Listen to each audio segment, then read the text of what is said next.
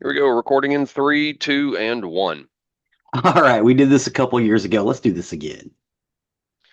I did my best, but I guess my best wasn't good enough. You're an idiot. Welcome to episode 219 of Nerdery and Murdering. Big 219, I'm Zig with your nerdery. And I'm Jeffrey with your Murdering. Welcome to another week, the highs and lows, the ups and downs, the good and the bad, and the nerd and the murd. So, episode 219. So, I know this throws some people off that we record so far in advance, but this Yeah, it's like episode, August. well, yeah, it's August for us. This episode actually comes out October 19th for everybody else. By October 19th down here, I guess we'll probably be down to 95. Um, Stays hot here for a long time.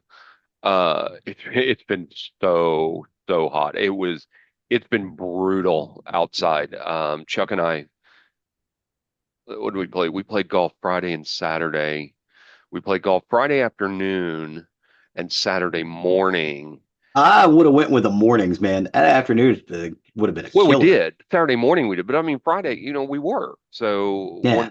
we can't go till after work. So I mean I mean we started golf at 4:10 in the afternoon, and it was feels like temperature was a blazing 108.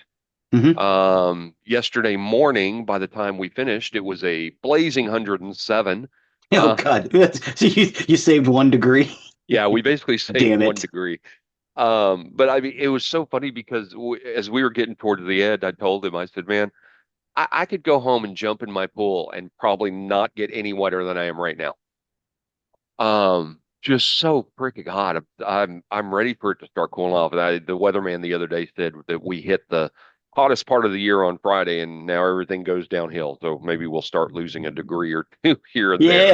Yay. Yeah, well, I was saying something to somebody on the internet from who isn't from, like here. It's Hmm. like it's like, dude, now that I've been in Texas for like 4 or 5 years, I now understand the difference between 97 degrees and 100 degrees. It's like, oh yeah, Yes. 97 is not bad. Yeah, yeah. I mean well, and especially down here when the humidity, the feels like temperature is generally 10 to 12 degrees higher Yeah. than the actual temperature because of the humidity, and it's brutal. Yeah. I'm ready for it to start cooling off, but yeah, sorry, I keep rubbing my face. I'm a little burnt from yesterday, which is surprising as tan as I am with my farmer's tan. I mean, it's so silly that I have one hand that's tan and one hand that's not because of where I'm wearing my golf glove. Where down at you go down to my ankles and there's white, and then a Oh, where your line socks where the are? ta- and then a line where the tan starts goes up. It's stupid looking. Um, I kept my background up. Those of you who are watching for Prime numbers, update on the book. As I said, this episode's out October 19th. I fully expect the book will be out by the time this episode is released because um my publisher has finished editing and they are now formatting it for final book form, and we are waiting on the copyright. So the copyright from the Fed takes anywhere from 30 to 90 days is what they said. And I filed for my copyright back in July. So I'm approaching the 30-day mark. Figure if it's 90, that takes us into October.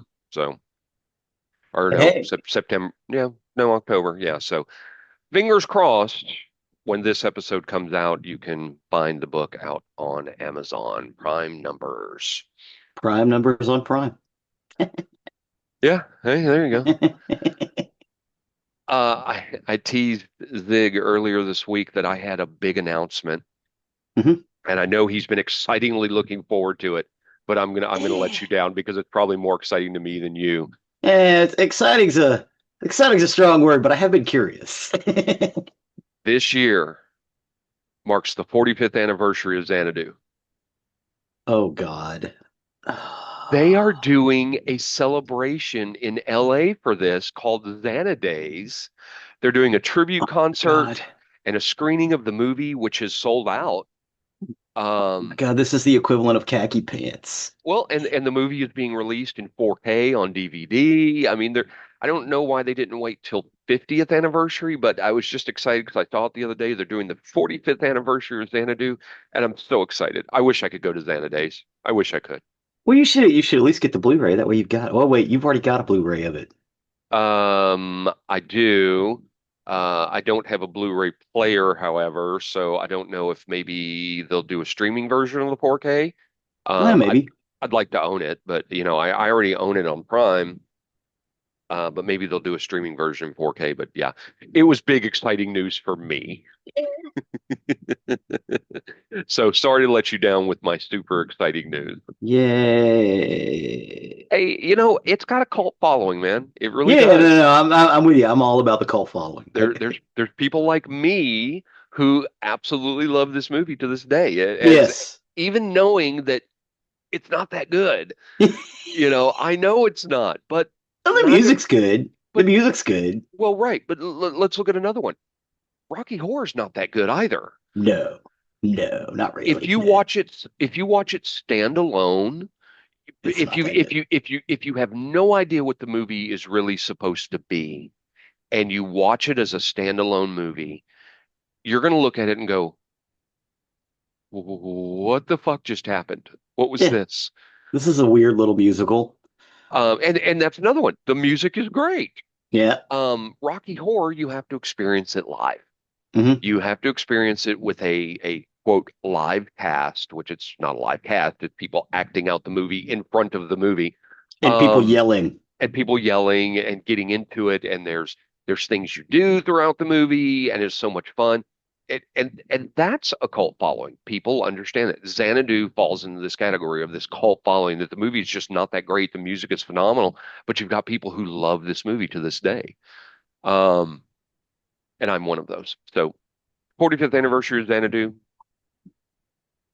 Nice. Props out to the late Olivia Newton-John. What was the Uh, what was the other one? You said you had two.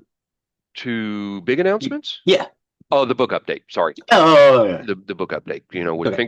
fingers crossed, by the time this releases on 10/19, we'll be out. So Sweet. Congrats. thanks. I got nothing else. You got anything? Are you ready to step on into it? Kind of interested in getting into this because So, okay, go ahead and introduce it, and then I have a little opening salvo. okay. Well, I we did this about 2, 3 years ago, and I was like, oh man, maybe we need to do another Smushing episode. And it was basically like, this is the music you put on when you're with your lady. Okay. Uh, Yeah, and that's what I wanted to hear. That's the part I wanted to hear. I'm not sure that I really understand this category of music. I thought I did, but then I got your list and I'm not sure I fully embrace the concept because as we get into it, I'll talk about it more. But some of these I just didn't see in this category. Um, so okay, I wanted to make sure I understood the concept. yeah, I yeah, have yeah, my yeah. notes, so This is Smushing music. carry on. The first one is Just Once. Technically, this song is by Quincy Jones, but it's a James Ingram song. Um, it was James Ingram was an American singer-songwriter, record producer. He was a two-time Grammy Award winner and two-time Academy Award nominee for Best Original Song. After beginning his career in 1973, Ingram charted 8 top 40 hits in the U.S. Billboard Hot 100 charts from the early 1980s to the early 1990s, as well as 13 top 40 hits on the Hot R&B hip hop song charts. In addition, he charted 20 hits on the adult contemporary charts, including two number ones. He's two number one singles on the Hot 100s. The first a duet with fellow R&B artist Patty Austin with "Baby Come to Me" in 1982, and then in 1983, "I Don't Have the Heart," which became his second number one in 1990. In between those, he also recorded "Somewhere Out There" with Linda Ronstadt for the American Tail movie. As well as did some stuff for Patti Smith. Just Once, though, is a 1981 single released from Quincy Jones's album The Dude on A&M Records. The song features James Ingram on vocals, and he did his singing. He was nominated for Best Male Pop Vocal Performance at the '82 Grammys. Now, In 1981, James Ingram was just like a background singer, like he was a hired gun, like a studio musician, but a studio singer. And Quincy Jones convinced him to sing the lead on this, and that's basically what broke his career open was this song. Uh, Played at the end of Last American Virgin in a very very famous scene. I think I've put part of it into our playlist. Oh, something else I figured out this week, kids. Stop right now. Pause this movie. Pause this video. Go to our playlist. This video is in the bottom of our playlist. You can pick it up at the bottom of our playlist and pause it, go up to the top and listen to the music we're playing as we're going. It's the easiest way to listen to these that I found, which is why I've been putting it in the playlist. But I just want to get that out there first. If you guys need to do that, that way you know what we're talking about. What did you think about Just Once? So I've never seen this movie. I'm Last familiar. American Version? Never seen it. I've known about it. I've known it existed. But it was funny when I pulled up the YouTube playlist and started watching. I was like, oh hey, that's Monique from Better Off Dead. Yeah, And I was like, huh, maybe I need to the watch it. original I liked her. Karen. I liked her in Better Off Dead. Maybe I need to give this a watch. Looks like a pretty traumatic movie from what I saw in the video. Oh, it's fun. Um, It's fun. but You can go see it, but you got to go to this weird Russian site to see it. okay, out. I For the song watched it the itself, other day. It was actually really good. it's a really pretty song. James Mhm. Ingram sings phenomenally in this song. I could see why this one was in the list. This is a very good song. And when I thought of smushing music, I was like, yeah, yeah, this one goes in. I could Yeah, see this. smush to this one. Yeah, I could see that. The next song in the list is "Haunted" by the Pogues. The Pogues are an English or Anglo-Irish Celtic punk band from King's Cross, London. They formed in 1982 with Shane MacGowan, Spider Stacy, and Jim Finer. Originally named Pogue Mahone, an anglicization of the Irish phrase Pogue Mathon, meaning kiss my ass. The band fused Irish traditional music with punk rock influences, initially poorly received in traditional circles. They did come back to kind of revitalize the genre. So a lot of the Irish folk punk bands now point directly to them as their starting point, like the Flog and Molly and the Tossers and oh, what's the one out of Boston? The Boston, big the big famous one. Boston. Irish Boston is not an Irish folk punk band. The Dropkick Dropkick Murphys. Murphys. Thank you. Yeah, yeah. But they added James Fearnley and Kate O'Riordan for their second album, which was Rum, Sodomy, and the Lash, which they released in 1985, and then Poetry in Motion. Haunted was actually a single for the Sid and Nancy soundtrack, I'm sorry, hang on. Did you say rum sodomy? and the Lash, Fair enough. Carry on. their second album, which was produced by Elvis Costello, which is Rum why this song sodomy. has, yeah, Rum, Okay. Sodomy, and the Lash is the name of the album.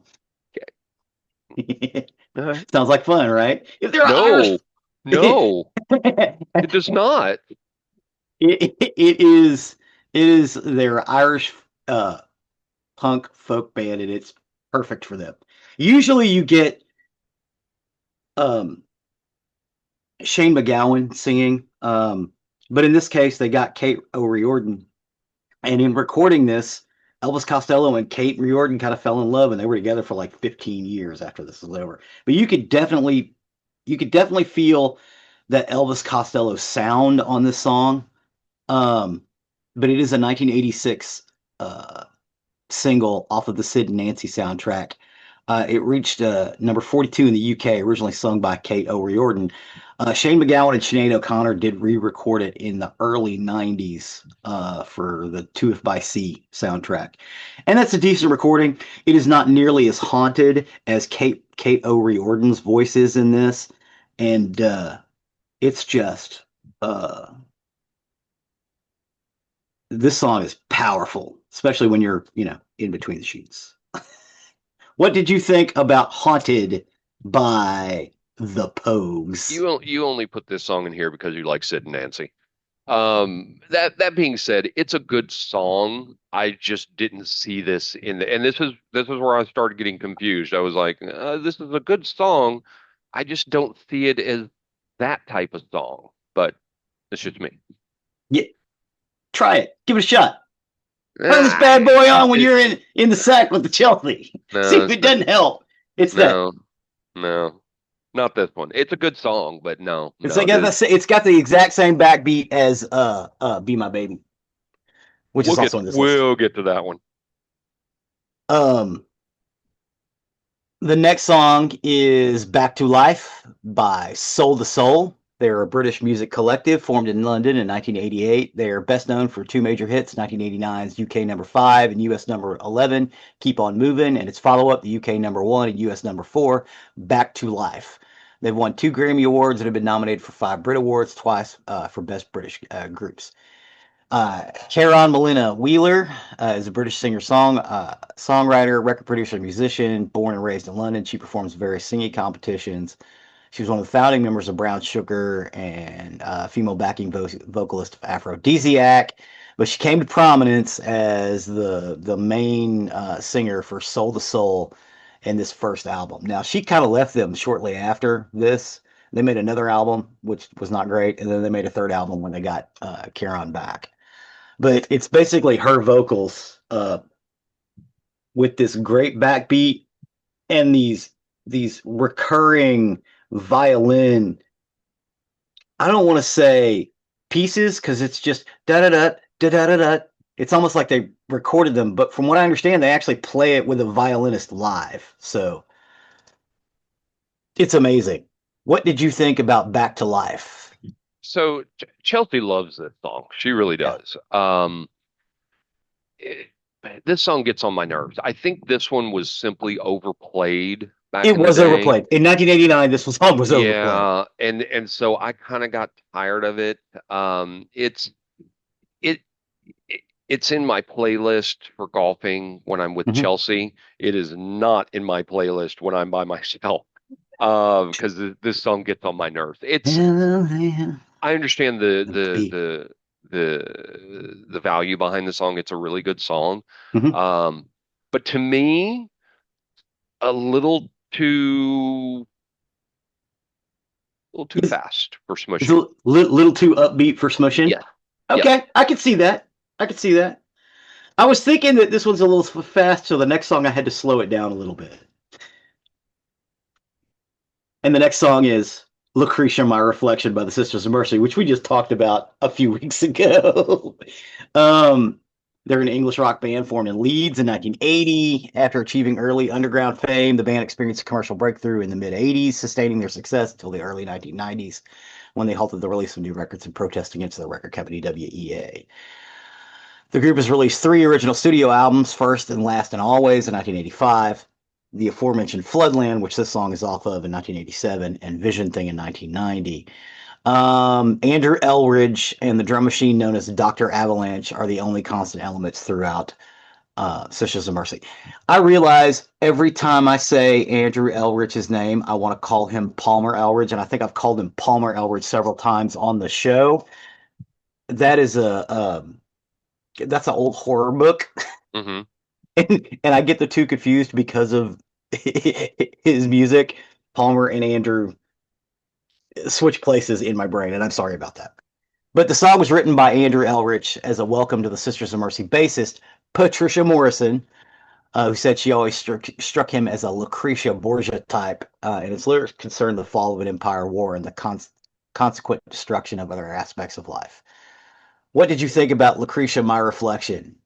I love this song as much as I do many songs on Floodland. I really like Sisters of Mercy. Oh yeah, Um, Floodland's a great album.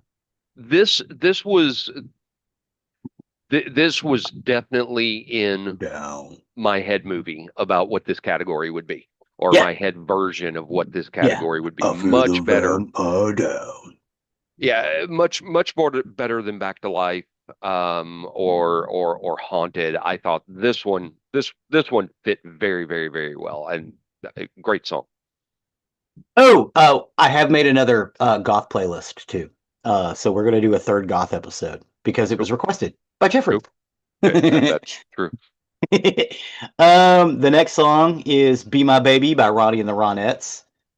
The Ronettes were an American girl group from Washington Heights, Manhattan, New York. The group consisted of the lead singer Veronica Bennett, later known as Ronnie Spector, her older sister Estelle Bennett, and their cousin Nedra Talley.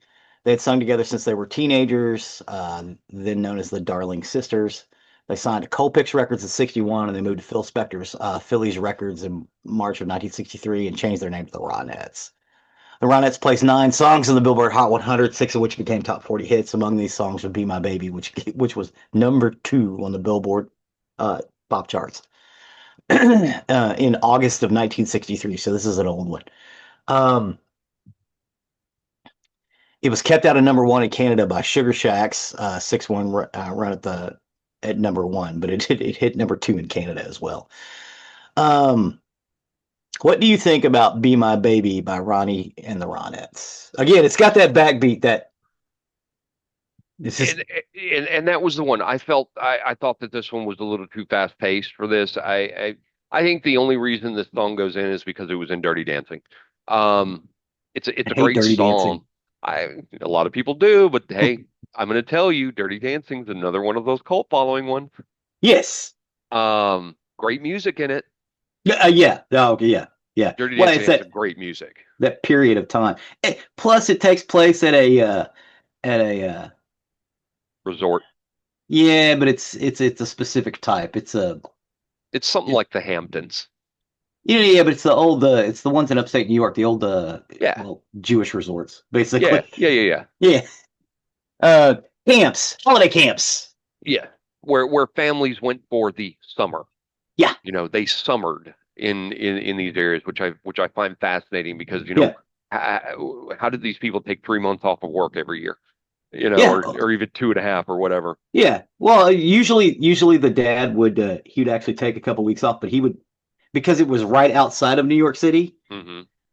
He could go in and work a few days out of the week and then come back. But they were really Gotcha. cheap.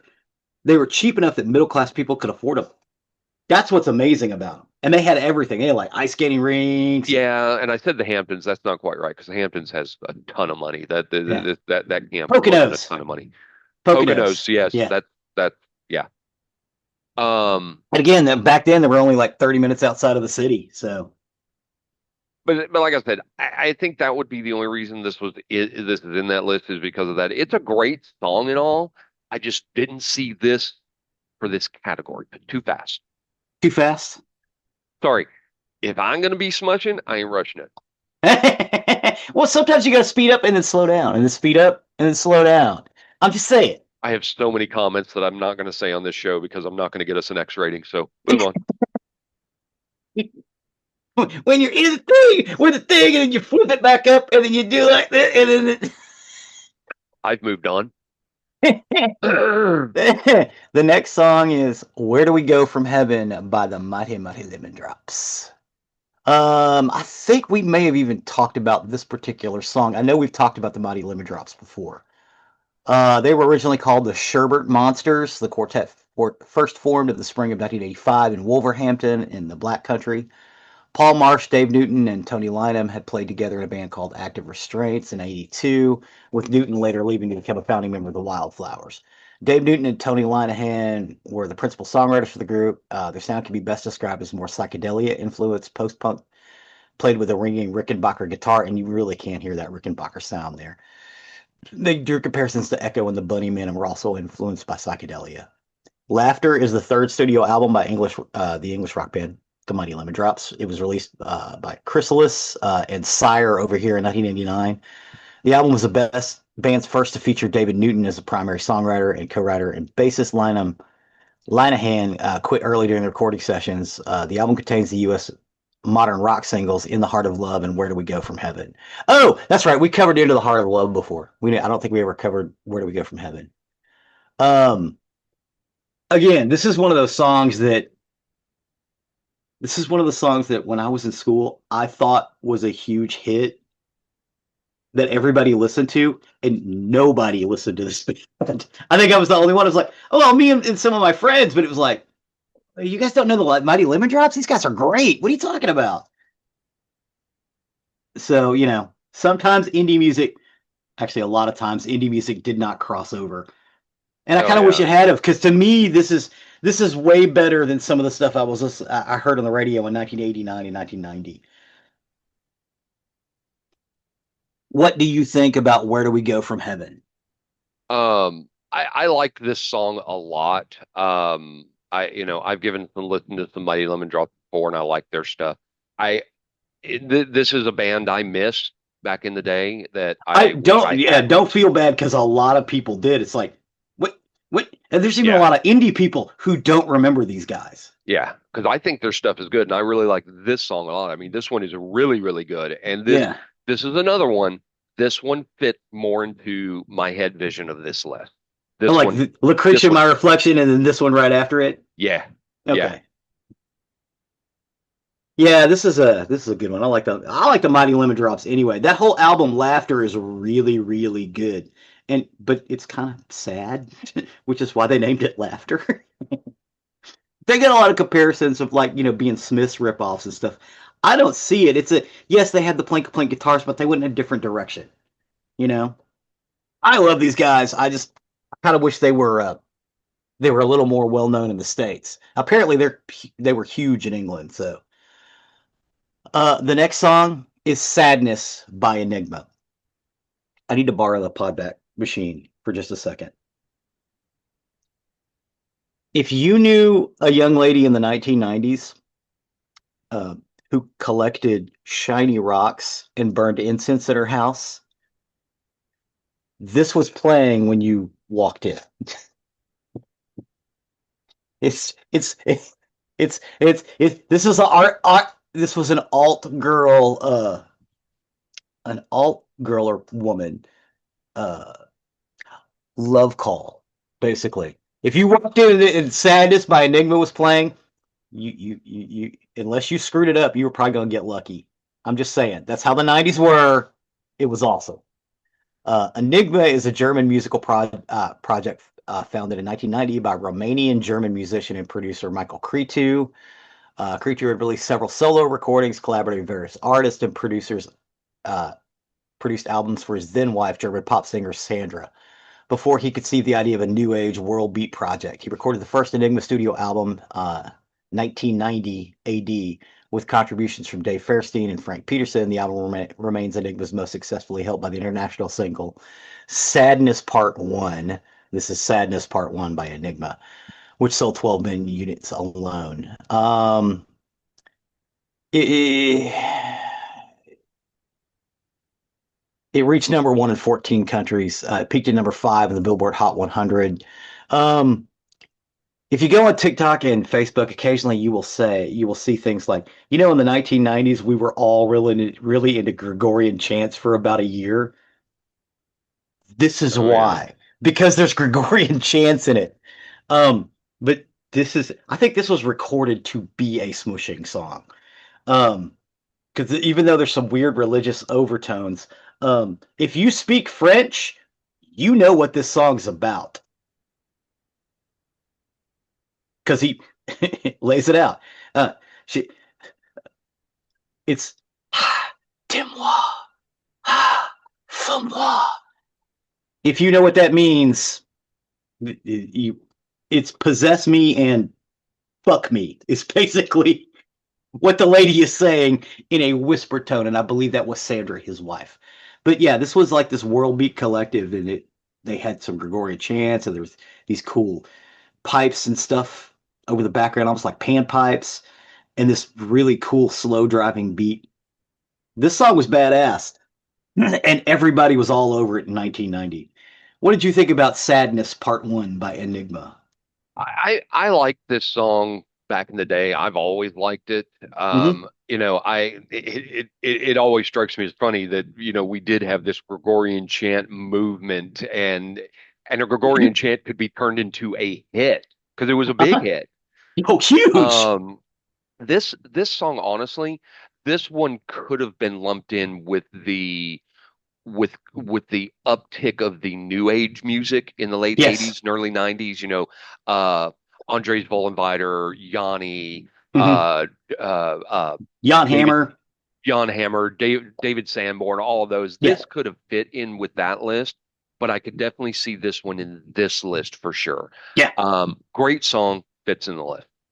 Yeah. Well, I mean, Jeffrey can attest, and older heads can. If you do an alt, if you do an alt lady, I keep saying alt girl because that's what we called them back in the day. They were women, of course, full grown women. But if you went over to her apartment and this song was playing, I'm so out on this comment. I'm so out on this comment. I'm so out on this comment. you Okay, were there you go. probably in unless you said something really fucking stupid. um, I distance myself so much from this comment. the next song, which we have talked about because I think we talked about the album, is "Personal Jesus" by Depeche Mode. They're an English electronic music band formed in Basildon, Essex in 1980, originally formed with a lineup of Dave Gahan, Martin Gore, Andy Fletcher, and Vince Clarke. Um, Clarke was the primary songwriter, and then Depeche Mode released its debut album, Speak and Spell, in 1981, and then Clarke left. He formed Yazoo, and and then after that, Erasure. But between that, he actually started the Firm as well, but they didn't do too much.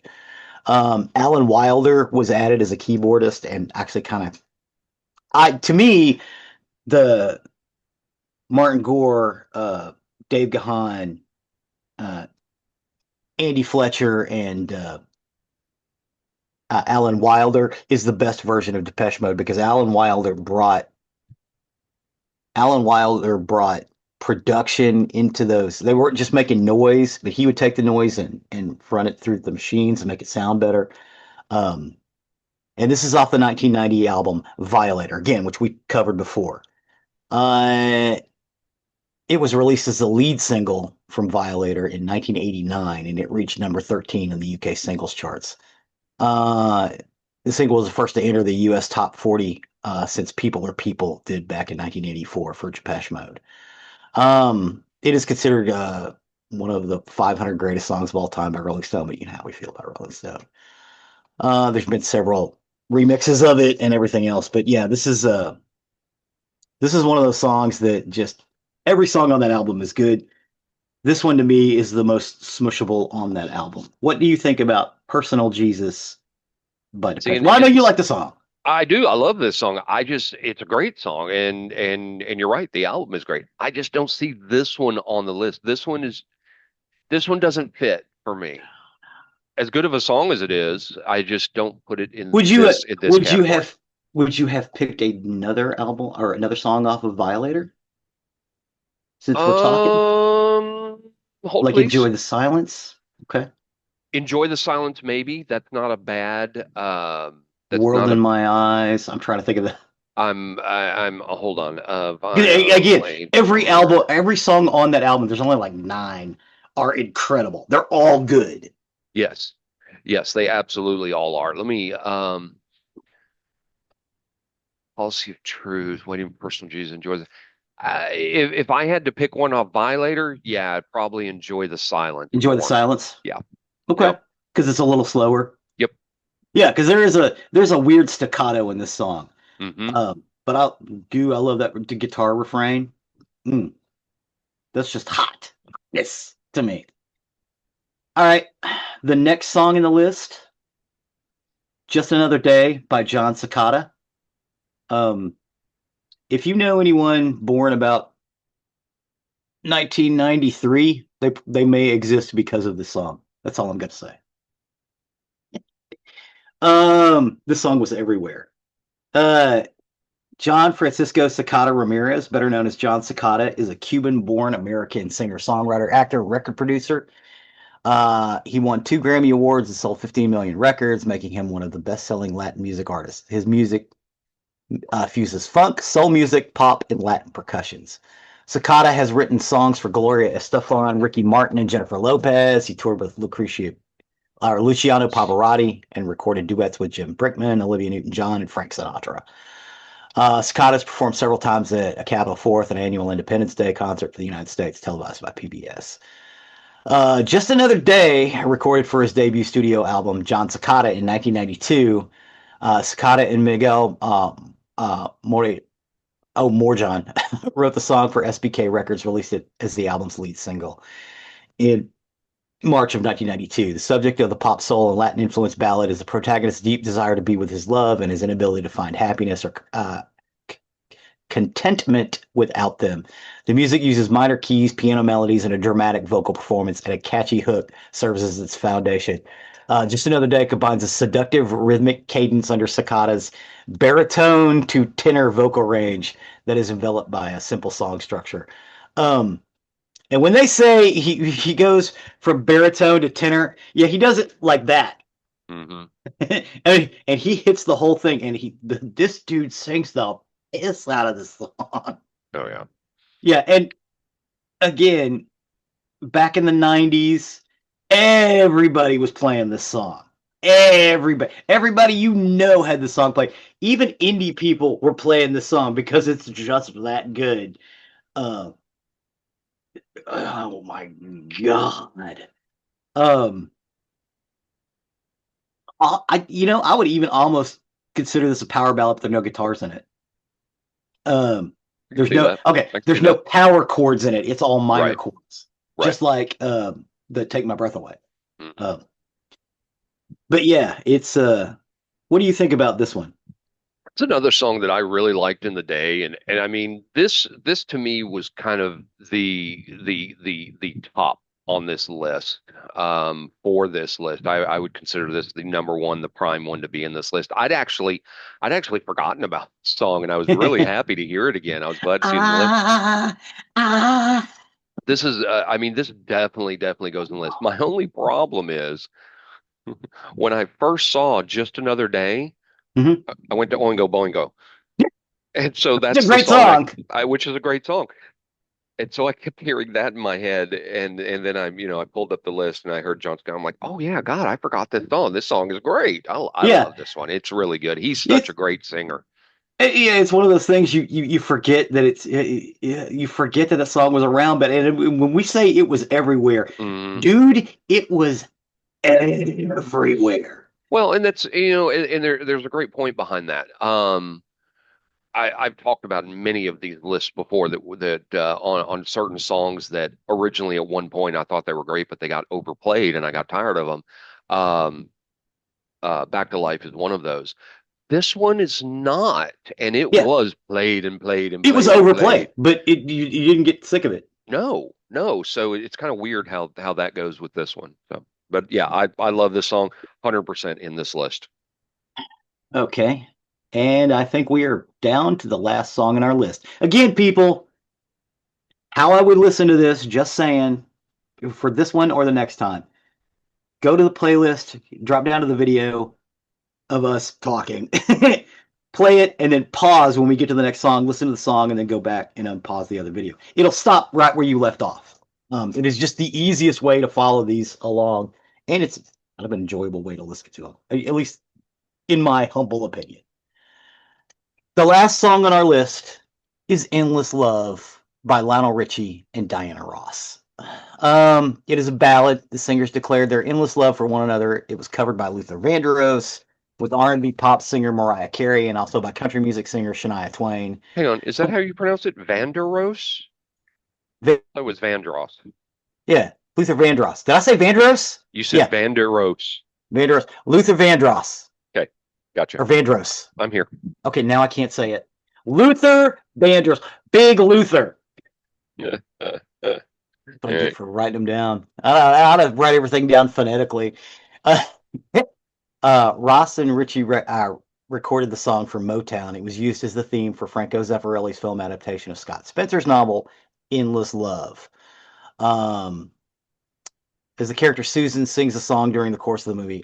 Produced by Richie and arranged by Gene Page. It was released as a single from the film soundtrack in 1981. Again, this is another one of those songs that was everywhere. Um, the song became the second biggest selling single of the year. Uh, It only got beat out by Kim Carnes' Betty Davis Eyes, which was also a huge hit. I'm going to pause there. Have you seen this big controversy that's going on with Betty Davis Eyes and JoJo Siwa? JoJo Siwa? Siwa. I Yeah, don't know if it. Lorelai was really into JoJo Siwa back like 5 or 6 years ago. Well, so she has covered Betty Davis Eyes, and it Okay, it just released. Um, she's got kind of a gravelly voice for a teen star. Listen to it. Listen to it. Okay. I don't think it's that bad. And there, oh, excuse me, there's a lot of people that are just slamming her on this. Well, I mean, uh, Kim Carnes, she had a real raspy voice when she Hmm. sang, and honestly, that's what makes it great. Part of the reason she had a raspy voice is because she blew it out. Um, like in the 70s, like 10 years before she made the song, and then she discovered she actually likes singing raspy. Well, and I had never heard of JoJo Siwa, whatever. Siwa, Siwa. JoJo Siwa. I'd never heard of her before this. This just started popping up in my I think Facebook she's like videos. Australian slash American. Maybe. But she was huge. I mean, we had like bed sheets at one time with Well, the kid's face on it. take a listen when we're done recording. Okay. I don't think it's that bad, but there's a lot of people that are up in arms about this. And anyway, I derailed. Why? Yeah, I don't why? know. It's a goofy song. I don't know. I mean, goofy. It was a good one. It's although it's kind of an adult portion. That song, if you listen to the lyrics, and she's not a grown woman yet. JoJo Siwa, I don't think. I think she's still like a teenager. Maybe that's what it is. I'll find out. Um, where was I? We were on Endless Love. Sorry, I'm so sorry. We reached number 7 in the United Kingdom. It also became the most successful duet of the rock era, surpassing the Everly Brothers in 1957 with "Wake Up Little Susie." And both songs spent months on the chart, with "Endless Love" eclipsing Everly's hit. Record World called it a super ballad that is overflowing with drama and tenderness. The record became the best-selling single of Ross's career, becoming her sixth and final number one single on the Billboard Hot 100 as a solo artist. What can I say about this song? Other than the notes, again, this is another one that was everywhere in 1981. It's very sweet. It's very kind. It's very loving. Lionel Richie and Diana Ross sing the piss out of it. Um, I'm about to say something real controversial. In my opinion, Diana Ross was too high in the song.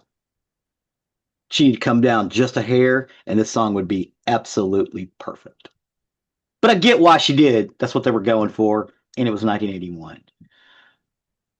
But other than that, that's the only critique I could say. It's a beautiful song. You could tell Lionel Richie writes great songs anyway. He's just one hell of a songwriter, Oh yeah, absolutely. especially love songs. Um, what do you think about "Endless Love"? So this song is a classic. This is a classic. However, if I was going to do a Lionel Richie smushing song, Mm-hmm. I would have put Hello in here instead. I actually debated that point. Yeah, because here's my problem with this song. I don't see this as a smushing song as much as I see it as a memorial for somebody. Yeah, I see this one that is done as a memorial for a past loved one. yeah. Um, Someone who so that left or died. so that's my only problem with the song. The song itself is beautiful. The song is a classic and it's great. I would have switched this out with Hello. Hello. Yep. Yep. Yeah, I can hear "Hello" in the list. Maybe I'll put "Hello" in the end of it. Yeah, you know what? What the hell? I got it pulled up. I'm gonna do it right now. I'm keeping "Endless Love," but I'm gonna head and put "Hello" in there. It's your list. Go for it. Jojo Siwa, by the way, Yeah. just to take us back to where we were, Yes. she is Like, 22 and she's okay, so she is an American. adult now. Okay. And she's American. Well, I know they lived in Australia for a while. Not sure on that. Yeah, they lived in. Well, Lorelai was obsessed with JoJo Siwa for about 5 years, or about 2 or 3 years. What do we have She was on a here? British TV show. God, man. Uh, Yeah, she was on a Nickelodeon British TV show. Uh, think anything about Australia, but yeah, no, she's an adult. Okay, good, good, good. All right, there we go. It's been added. Thank you. Thank you. Please talk through. Sure, And that about wraps it up for our 10 more smushing songs in our smushing list. cool. I mean, overall, I think it's a good list. There's good songs in here. The only one that I don't like listening to over and over, or I don't like listening to now, is Back to Life because I think it was overplayed. But other than It was that, overplayed. I yeah, agree. It was overplayed. I think the songs were great. I don't think all of them necessarily fit the category, but the songs themselves are great. I think there are some good ones for this category. Um, there might have been others I might have put in, but I'm sure we'll do this thing again. Oh And yeah, and maybe Hello is debuted in or is shown in the next one you do of this yeah, because yeah, yeah, yeah. A lot like of I wishes. said, Hello. Yeah, that's the one that I would put in instead. So because I that's a beautiful song, beautiful song. All right, great list. yeah, yeah. Let me take a little sip of coffee here. Woohoo! I'm gonna do the same. Excuse me. With that, we'll step over to the murder side of the house. Murder. For today, I got my information off Mamma Mia, NBC News, BBC News, and Medium, and this is the Ice Cream Killer. The Ice Cream Killer. Yes. Boy, that's a nice title. Well, we've talked about serial killers in the past, and they're uh, to be a serial killer, you have to have killed multiple people. Yeah. And when people think of serial killers, they're often thinking of cold, calculating monsters. Yes. We've talked about some in the past. Israel Keys, great example of a cold, calculating monster. Yeah, that's a bad Um, dude. oh yeah, Ted Bundy was another one of those. Petey Gaskins was Oh just a yes, absolutely. crazy, Pee Wee yeah. Gaskins, yeah, Pee Wee Gaskins. we've covered him as well. But what if the serial killer looked like a quiet, well-dressed woman who served children gelato? Gelato. That's really what makes this story so chilling. This is about Estibaliz Carranza. Estibaliz Carranza. Okay. She didn't look like a murderer and she didn't act like a murderer. But behind the doors of her small ice cream parlor in Vienna, Austria, she was keeping a pretty terrifying secret. She didn't just kill once, she killed twice. Ooh. And instead of hiding the bodies in some forest or dumping them into a river or whatnot, she went full horror movie mode. She dismembered them, froze them in ice cream tubs, and buried them in her basement. Wow. So, Carranza was born in Mexico in 1978, but she grew up in Spain. Most people who knew her described her as intelligent and ambitious, but also kind of different. Uh-huh. She had a very strict upbringing and was deeply influenced by her overbearing father. Later in life, she'd say that her father never showed her affection and that she was raised to suppress her emotions. Eventually, she moved to Germany where she studied languages and she met her first husband, a German man named Holger Holt. From the outside, they looked like a normal couple, but behind closed doors, their relationship was falling apart. Holger reportedly became lazy, unemployed, and obsessed with video games. Carranza became resentful. She said he was emotionally distant, spent all day doing nothing, and showed no interest in their life together. But they still stayed together for a while, and this would be mistake number one. In 2008, she had had enough. She lured Holger into the basement of their ice cream shop under the pretense of talking. Once he was sitting down, she pulled out a 22 caliber pistol and shot him in the back of the head, but he did not die immediately. So she reloaded and shot him four more times. Holy crap. Once he was dead, she used a chainsaw to dismember his body. She put the pieces into plastic containers and then stored them in the freezers that she kept in the basement.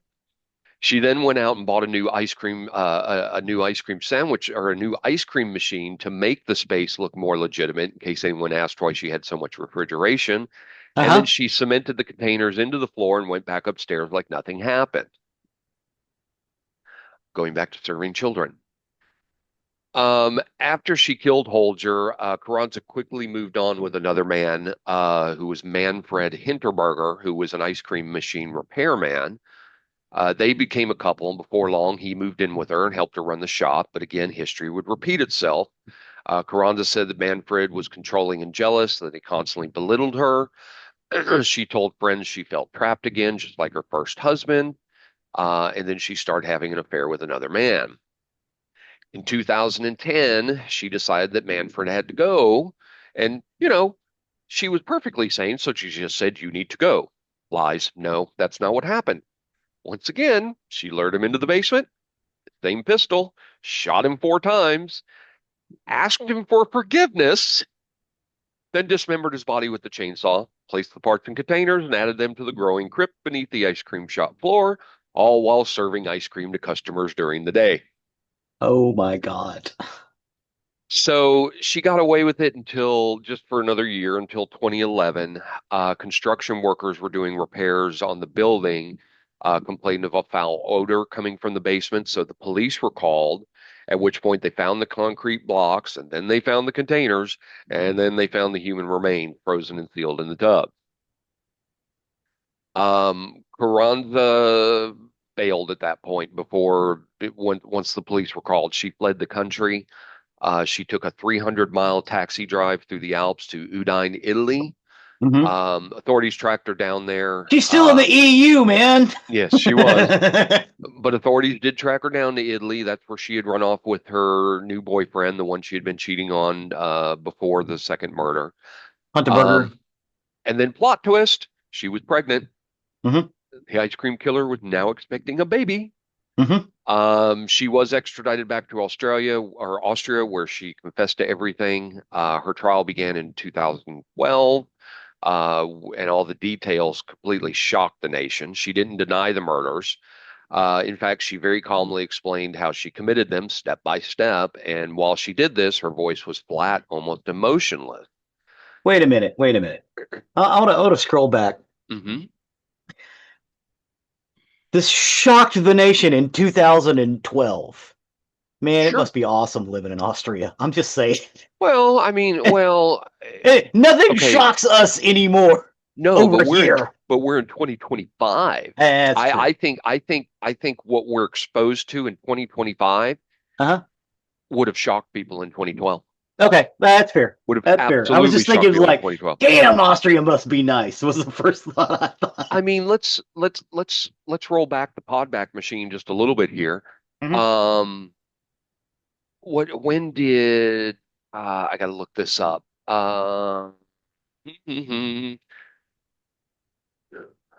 So, Serial, what year did that come out? Serial, the podcast Serial that I've talked about before Yeah, it was that the one had that actually got everybody into podcasting. well and got everybody into true crime big time. Yeah, That came out in 2014. yeah. So that was 2 years after this murder. Uh-huh. And Serial shocked a lot of people. What everything happened from that, but that kicked off a genre. Yeah. Um, I didn't get into Serial until it was Miranda's junior year of high school. So what am I figuring now? Is that 8 years ago? Something like that. So however many years ago, and this kind of information out there is all over the place now. And back in 2012, stuff like this would have shocked people. Hey, that's Would have true. absolutely shocked people. So I mean, it's fascinating when you think about it. We're now 13 years um, past 2012, and just think about all the stuff that's out today because your true crime is everywhere. Hmm. There are true crime documentaries coming out all the time now of episodes I've covered in the past. Yes. The Amy Lynn Bradley one just got released on Netflix not too very long ago. Yeah, I have Um, noticed that. I'll be coming across like, oh, hey, I know about that story. I remember uh-huh, that. uh-huh, I was right. like, oh, hey, we've already covered that. There's two documentaries that I just saw just recently that I have on my list to research. Matter of fact, one of them is coming up. I'm in the middle of researching it now.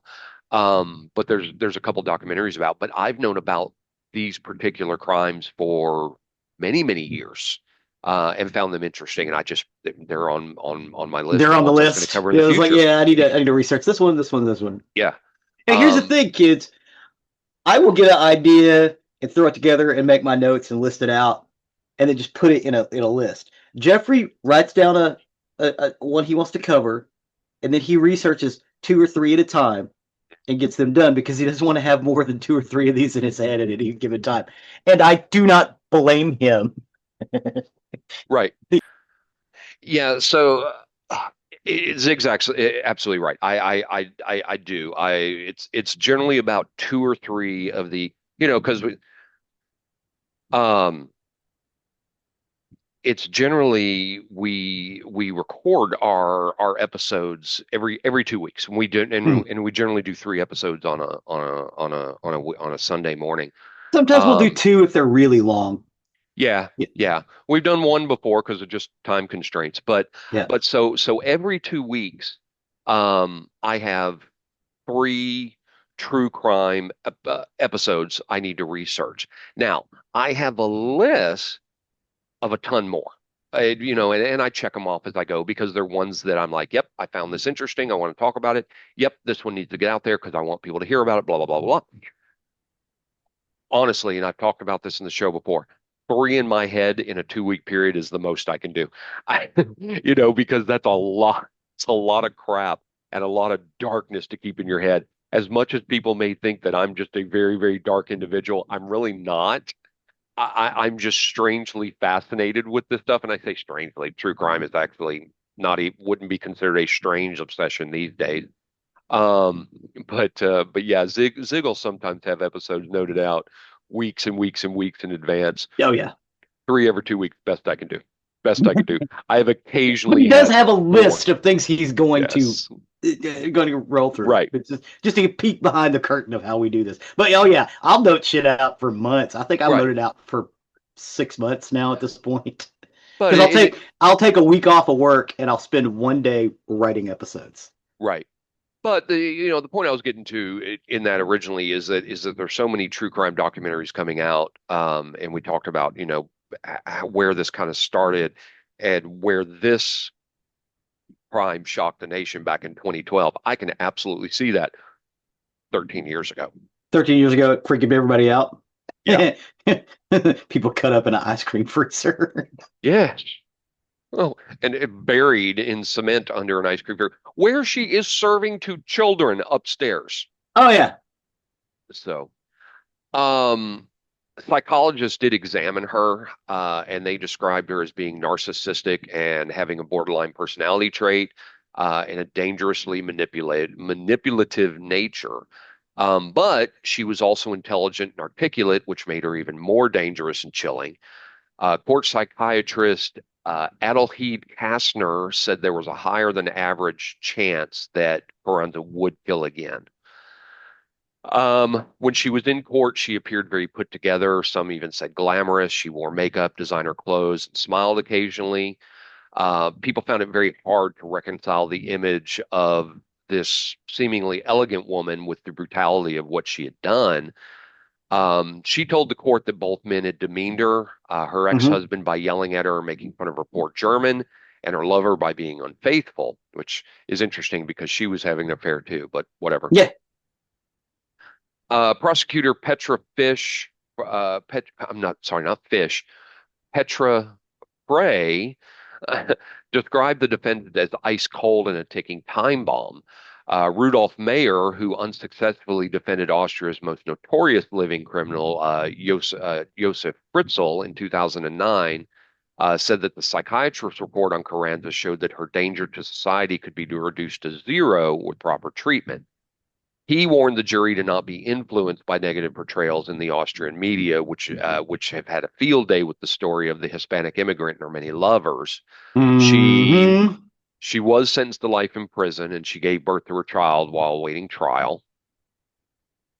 Because of her mental health diagnosis and her high intelligence, she was sent to a special facility in Aston, Australia, which is often described as the luxury prison designed for the mentally ill but highly dangerous offenders. It's very modern and sleek and less harsh than a typical prison. Kind of think more of a hospital ward than a jail cell. Hmm. This caused major public outrage.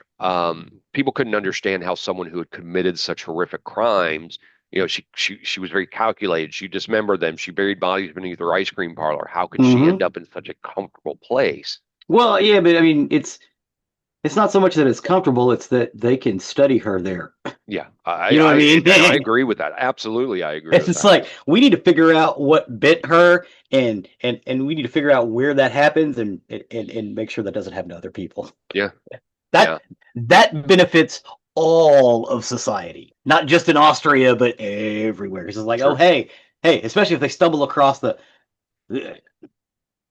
the secret in the sauce, because a lot of people suffer abuse, suffer mental anguish, Yep. are bedwetters, are fit that McDonald triad, and get a traumatic brain injury in the same places, and they don't break bad. So there's got to be something else that we're missing. You know what I mean? Bedwetting, setting fires, cruelty to animals.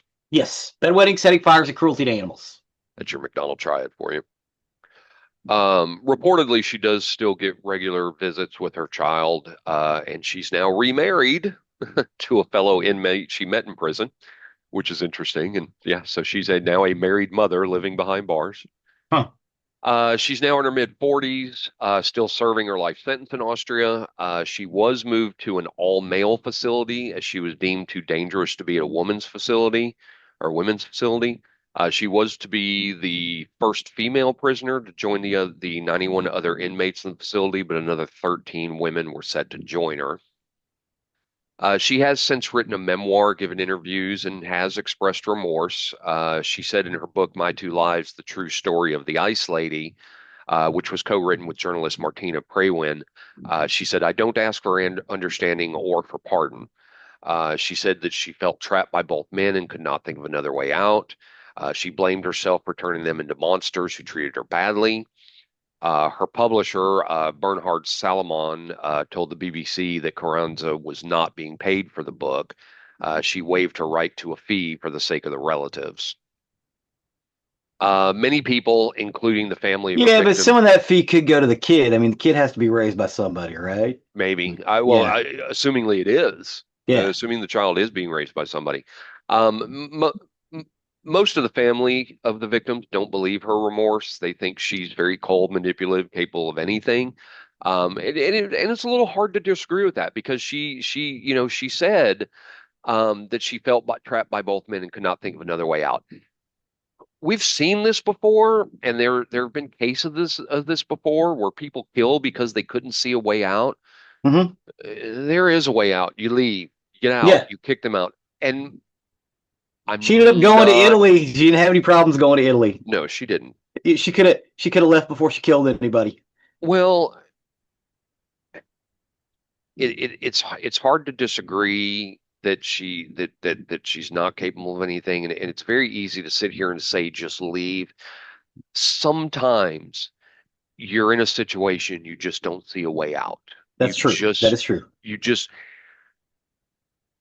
you think you think leaving would do more harm to your life than staying. There's a book out there, a book for people who are trapped in bad relationships, and it's not saying abusive, but just in a relationship which is not good for them, maybe a relationship which is not a loving relationship, maybe one where you're just not compatible anymore, Hmm. um, but you just don't know how to get out, and it's called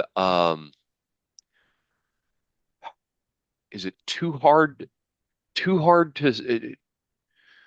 too hard to stay, too easy to stay, hard to leave. Oh, I'm gonna have to look up the book. I'm so sorry because it's I know it's out there. Too hard to need to let me look at that. I probably have it reversed. I can't find it. It's like Too Good to Leave, Too Bad to Stay. Maybe that's Something what it like is. that. Yeah. Something like that. But it's a book that's dedicated to that exact thing where somebody just doesn't see how they can leave. They don't see an out. They feel that they're trapped in that relationship for one way or the other. And again, I'm not necessarily talking about abuse, but an abuser, but it can be for abuse. It Hmm. can just be for a loveless relationship. But anyway, that's why that's where it's kind of hard because it's very easy to sit here and say just leave, but she just may have felt that she couldn't.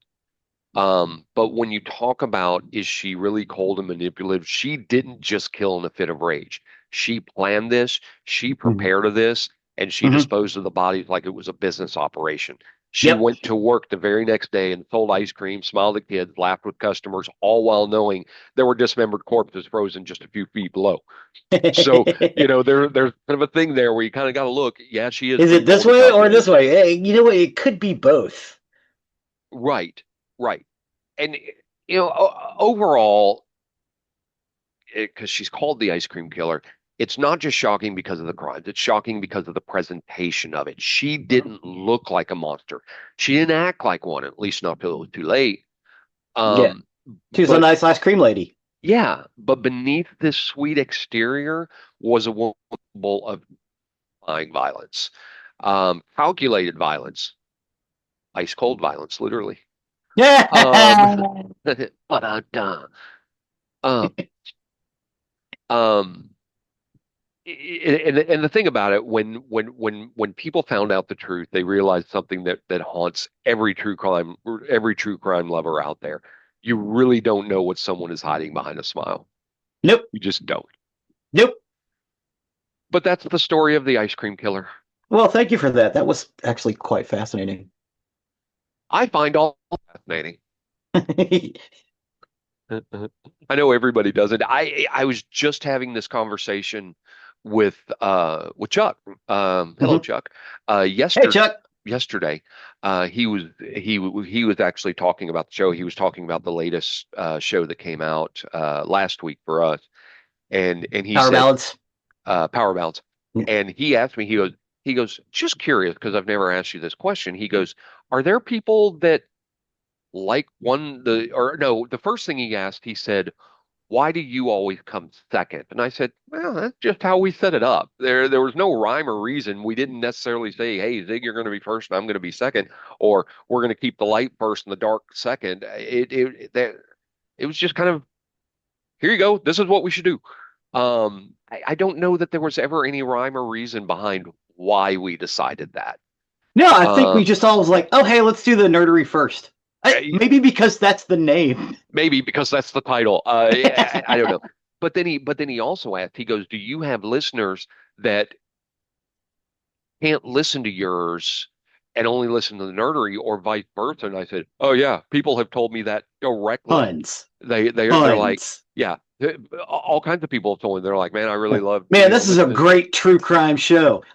Sometimes I skip over your part. I'm like, that's Sure. fine.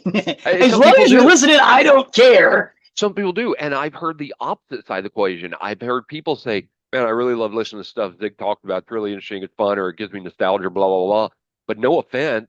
And it's funny when they say that. They say, no Yeah, offense. I can't listen to yours because it's too dark. And I'm like, I do not take offense at that. do. I Not at all. understand this. And this is exactly what I talk about, where I can only do about three of these in a 2 week period because I can't keep more than this in my head because yeah, it's too dark even for me sometimes. Um, but yeah, I find these fascinating, and I find all of them fascinating. That's why I cover them. I cover them because I find them fascinating, or I think a victim's name needs to continue to be out there. A disappearance, someone that that has disappeared, has never been found. I need their name out there. Um, a case that has gone cold, that is still unsolved. I want those to remain out there. So I've got a whole bunch of different reasons why I do this, but a big portion of it is the psychology of people who commit these crimes, the fascination behind cults, and the people can get sucked into those.